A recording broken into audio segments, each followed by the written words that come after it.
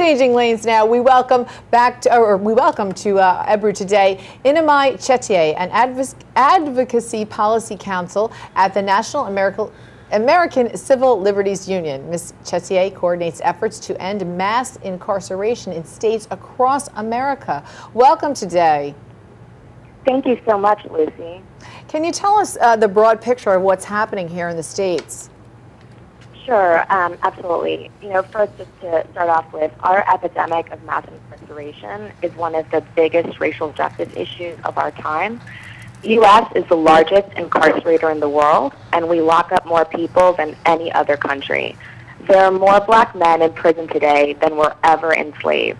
And I think a lot of people don't realize this injustice because there's a misconception that a lot of people in prison are dangerous and deserve to be there, when this just isn't the case.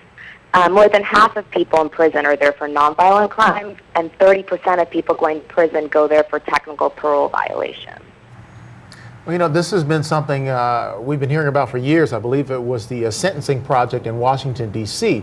a few years ago that talked about 1 out of every 4 black men being under the auspices of the justice system in some way. And of course, there are various parts of the system where young black men, teenagers are incarcerated, where white teenagers are given house arrest and those kinds of things. How do we address that? Absolutely. I think that's one of the most pressing issues. Mainly the reason for this is our war on drugs, where we've created really harsh prison sentences for drugs and then are choosing to enforce those laws only in certain communities and against certain people. And just following up on what you said, for example, in New York City, you don't see cops busting through New York University dorms, dragging away college students for smoking marijuana, but instead you see the NYPD executing massive drug sweeps in housing projects.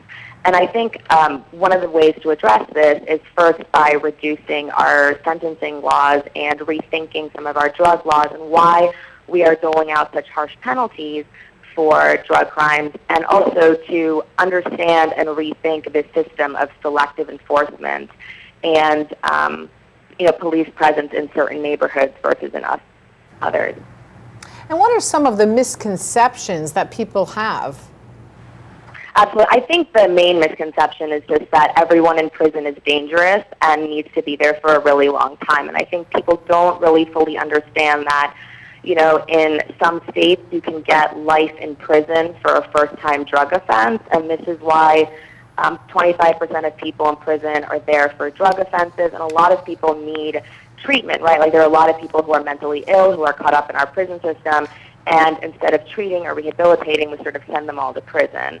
And I think that section then just becomes invisible, and I think that's one of the biggest issues. Do you think perhaps much of this disparity in the treatment is rooted in the fact that people who are running the system are older people? There are baby boomers or older who've been in the system, since the 60s, early 70s, when America was perhaps a slightly different place, and that as we get younger people into the system, perhaps that will change? You buy that? Yeah, I would certainly hope so. I think one of the bigger problems is that our criminal laws aren't really rational, and they're not really based in any sort of evidence. And what's happened is that a very highly publicized crime will be profiled in the media, and then the legislature will go and enact a law that doles out a really harsh sentence for that particular crime, and that's how our laws are made. And now there's a movement, in states to kind of really rethink why are we doing this. And one thing that's been a blessing and a curse for Americans is our fiscal crisis. Like that's really making people rethink why are we spending money on the prison system in this way, and to really rethink alternatives. And yeah, I'm definitely hopeful that policymakers are starting to get it. You raise a good point that this has become an economic issue. When you criminalize a good number of one portion of that population, then that affects their ability to derive an income, to get jobs, those kinds of things, and it leaves a whole community out of economic participation. Let me ask you what your group is doing to address those things. Absolutely. So the American Civil Liberties Union has made ending mass incarceration one of our top priorities. And what we've been doing in states across the country is pushing for reform.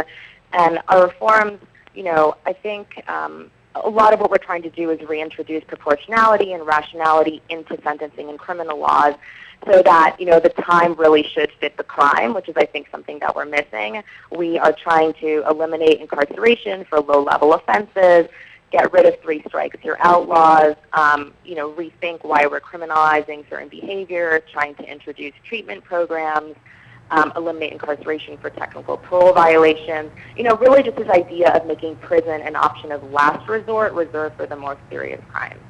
Well, thanks so much, Ms. Chettiar. We look forward to learning more about these reforms that you guys are working on, and hopefully we'll have you back to the program. Thank you. Yes, thank you so much, Lucy.